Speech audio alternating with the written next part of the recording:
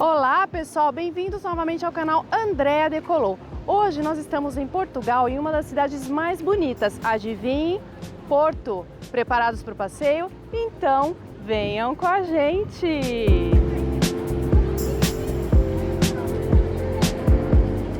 Começamos o nosso vlog de viagem depois de 1h30 de voo de Valência até a cidade do Porto. Como nosso check-in é só às 3 da tarde, deixamos nossas bagagens no hotel e saímos para comer os pastéis de nata e uns bolinhos de bacalhau. Depois de alimentados, passamos em frente a um dos edifícios históricos mais importantes de Porto, o Palácio da Bolsa. O tour guiado dura aproximadamente 30 minutos e custa 14 euros por pessoa. E bem pertinho dali fica a parada inicial do elétrico da linha 1, que liga a região da Ribeira até a Foz do Douro. Aqui, os bondinhos são chamados de elétricos. Chegamos agora à Igreja de São Francisco, que faz parte do conjunto do Centro Histórico do Porto, que é reconhecido como Patrimônio Mundial da Unesco desde 1996. E um detalhe bem curioso sobre essa igreja é que foram usados 300 quilos de ouro para cobrir todos os detalhes internos. O preço do ticket para visitar a igreja e também as catacumbas que ficam logo abaixo é de aproximadamente 8 euros por pessoa. O Rio Douro é que divide a cidade do Porto com a cidade de Vila Nova de Gaia. E fala pra mim se isso não parece a pintura de um quadro. A vista daqui realmente é surreal de linda. Deixamos a parte mais baixa da cidade, que é onde fica o Cais da Ribeira, junto ao nível do Rio Douro, seguindo em direção à parte alta, que é onde fica o Centro Histórico do Porto. E nesse trajeto passamos por uma das ruas mais icônicas do Porto, a Rua das Flores. Ela foi aberta no início do século XVI, com uma proposta mais moderna para a época, uma rua reta, organizada e pensada para a circulação urbana. E chegamos ao coração urbano do Porto, que é onde fica a estação ferroviária de São Bento. Apesar de estar acima da zona da Ribeira, essa região ainda é conhecida como a Baixa do Porto. A estação de São Bento foi construída no início do século XX, sobre o terreno de um antigo mosteiro beneditino, daí vem o nome São Bento. A obra foi inaugurada em 1916 e conta com cerca de 20 mil azulejos que retratam cenas importantes da história de Portugal, como batalhas, reis, momentos da vida rural e até o desenvolvimento dos transportes no país. Por isso que a estação São Bento é muito mais uma estação urbana e histórica e também muito conhecida como ponto turístico, principalmente por causa dos seus azulejos. Ah, e uma curiosidade, os trens aqui são conhecidos como comboios.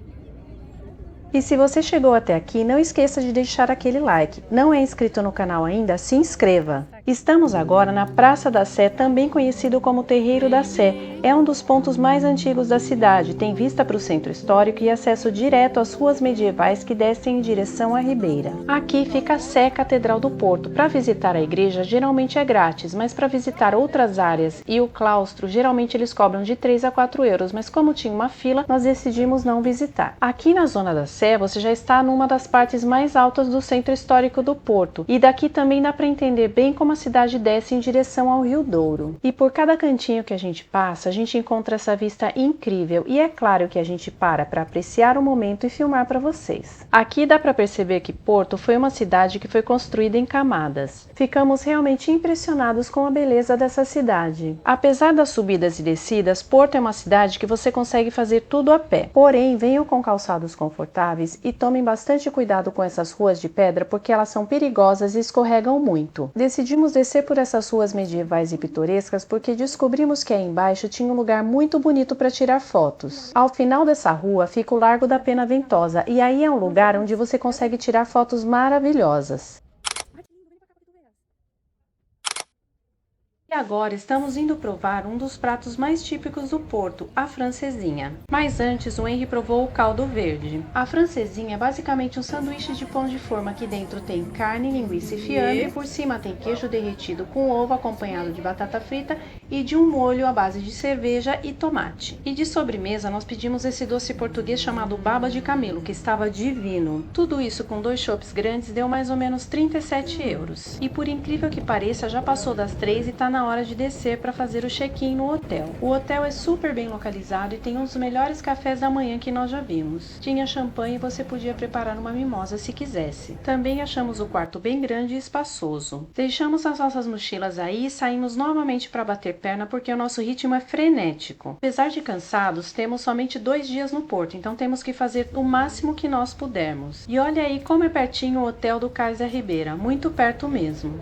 Mas antes de chegarmos ao Cais da Ribeira, passamos por essa linda pracinha chamada Praça da Ribeira, onde tem essa estátua desse cubo metálico.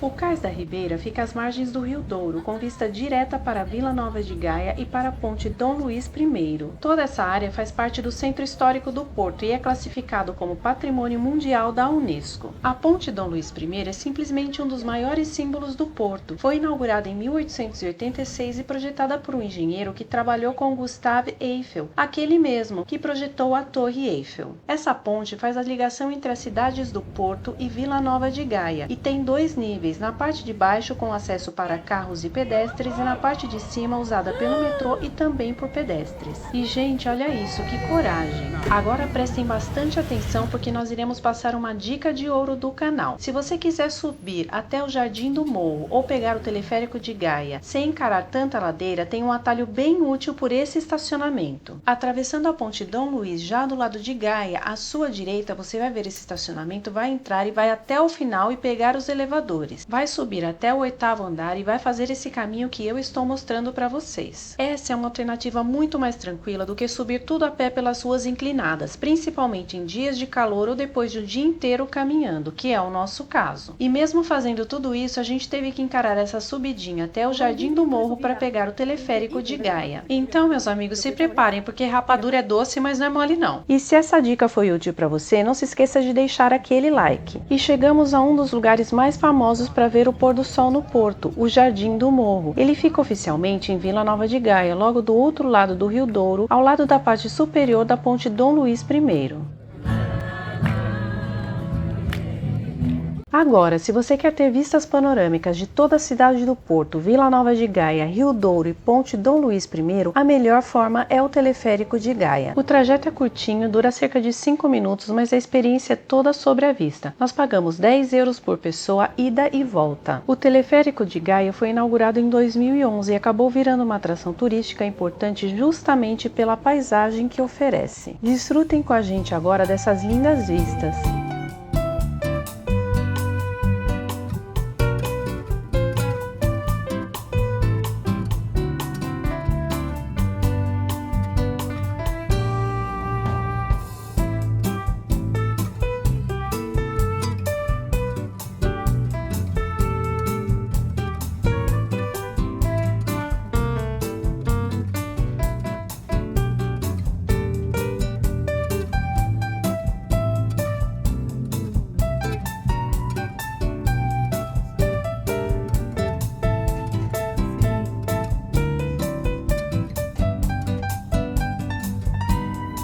Na volta do teleférico de Gaia, demos uma paradinha aqui no Jardim do Morro para fazer o que todo mundo faz, apreciar a vista e o pôr do sol.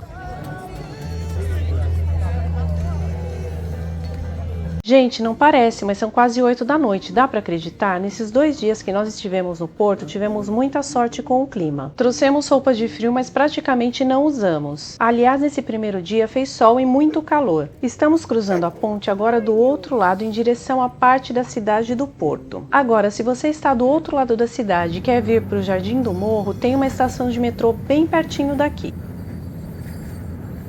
Pessoal, olha por onde o Google Maps mandou a gente. Para esse lugar cheio de escadas, eu nunca vi tanta escadaria na minha vida. Ah, mas para descer todo santo ajuda, não é bem assim, porque essas escadas, além de serem intermináveis, elas são de pedra, então tem que ter muito cuidado. E não tem o que fazer, gente, se você já tá no meio da escadaria, o negócio é continuar descendo. E eu só ficava pensando nas pessoas que moram nessas casas. Como será que elas fazem para subir e descer todos os dias?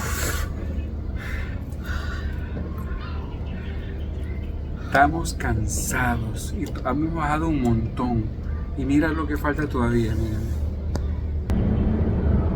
Depois de horas descendo, chegamos do outro lado do rio e já era noite, como vocês podem ver. Mas ainda tínhamos uma última missão nesse dia: provar o vinho do Porto direto da fonte. Ele não é produzido aqui, mas ele recebe esse nome porque historicamente ele era armazenado e exportado a partir da Vila Nova de Gaia, onde ficam as famosas caves.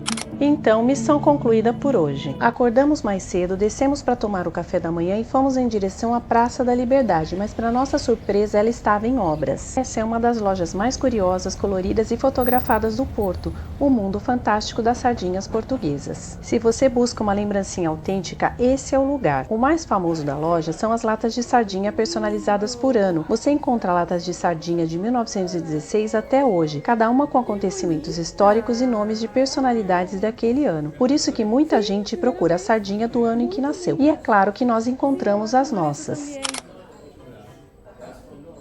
E segundo a explicação do vendedor da loja, todas as sardinhas enlatadas são frescas. Essa rede de lojas está tão famosa que, além das suas unidades em Portugal, ela também abriu uma loja, adivinhe onde? Na Times Square, em Nova York. A sardinha é conhecida como ouro português, porque durante o século XX, Portugal exportava sardinhas enlatadas para o mundo inteiro. E olha o Henry aí segurando sua lata de sardinha em formato de barra de ouro. Apesar do nome da loja focar nas sardinhas, ela vende vários tipos de produtos em conserva, como polvo, bacalhau, atum, cavala, mexilhão, enguias, robalo, dourada, caranguejo e até lagosta.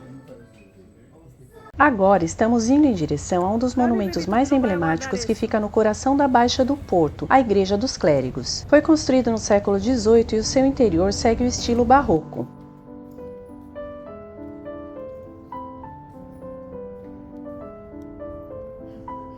Logo atrás da igreja fica a Torre dos Clérigos. O valor do ticket é de aproximadamente 10 euros por pessoa. Bom, chegamos à livraria Lelo aqui, 12 euros para entrar. Essa foi a livraria que inspirou a escritora do Harry Potter. O pessoal fala que é bem bonito aqui, vou mostrar para vocês a frente e a fila. Olha, essa é a livraria Lelo. 12 euros a entrada e essa é a fila para entrar, ó, quanta gente que quer conhecer. Então, de repente, vale a pena conhecer. E bem pertinho da livraria Lelo fica uma das instituições de ensino mais importantes de Portugal, a Universidade do Porto. Chegou até aqui e está gostando do vídeo? Deixa um like. Não está inscrito no canal? Se inscreva, sua ajuda é muito importante para nós. Chegamos agora a um lugar onde existem praticamente duas igrejas juntas, a Igreja do Carmo e a Igreja dos Carmelitas. Para visitar a Igreja do Carmo, o valor do ticket é em torno de 5 euros por pessoa e para visitar a outra igreja é grátis. E olha que bela surpresa nós tivemos ao perceber que a igreja era toda em estilo barroco e muito dourada.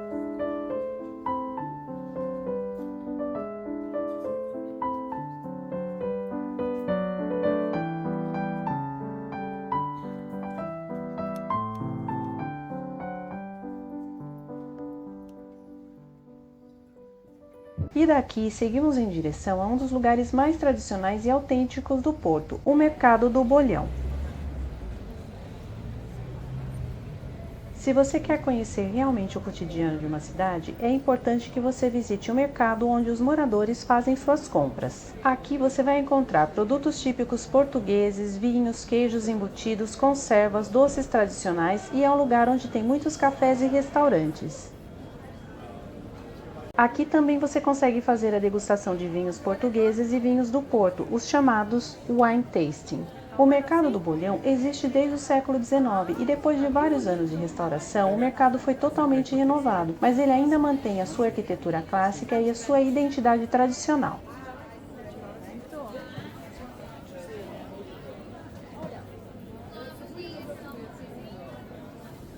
A minha dica é, aprecie o Mercado do Bolhão com calma e tranquilidade, porque aqui os produtos são muito diferentes e você consegue encontrar aqueles queijos regionais portugueses super famosos, como o queijo Serra da Estrela.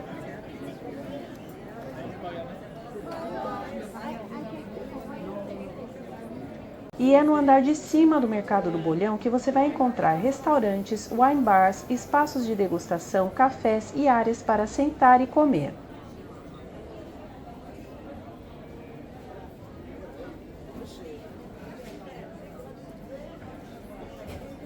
E como não encontramos lugar para sentar no Mercado do Bolhão, resolvemos sair e buscar um lugar para apreciar uma cerveja e um bom vinho português.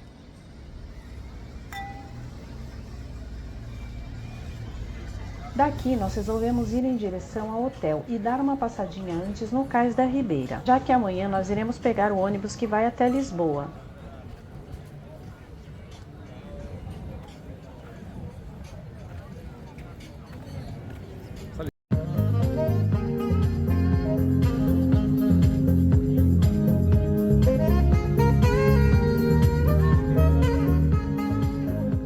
E depois de dar uma descansadinha no hotel, saímos para encontrar com 2 casais de amigos que vivem próximos a Porto e tiveram a delicadeza de vir encontrar com a gente aqui. Para mim, esse foi o momento mais especial da viagem, encontrar amigos que eu não via há mais de 10 anos. O restaurante que nós vamos nos encontrar fica a 10 minutos do hotel, mas o Google Maps sempre corta caminho através das escadas. Mas não tem problema, o importante é que eu estava muito feliz porque era a primeira vez que o Henry ia conhecer os meus amigos. E eu ia revê-los depois de tanto tempo. O restaurante que eles indicaram se chama Taberna da Avó. É bem pequenininho, aconchegante e a comida estava deliciosa. Decidimos não filmar porque queríamos aproveitar o momento e tínhamos muita coisa para falar, mas eu vou deixar as fotos para vocês. Saímos desse encontro com o coração quentinho e com uma ótima recordação de Porto. No outro dia de manhã, acordamos bem cedo, descemos para tomar o nosso café da manhã sem pressa e subimos para a recepção do hotel para aguardar o Uber que nos vai levar até o terminal de Campanhã para pegar o ônibus de Porto até Lisboa. Uma viagem de apenas 3 horinhas. Espero que tenham gostado do vídeo e encontramos com vocês em Lisboa. Tenham todos uma ótima tarde. Bye!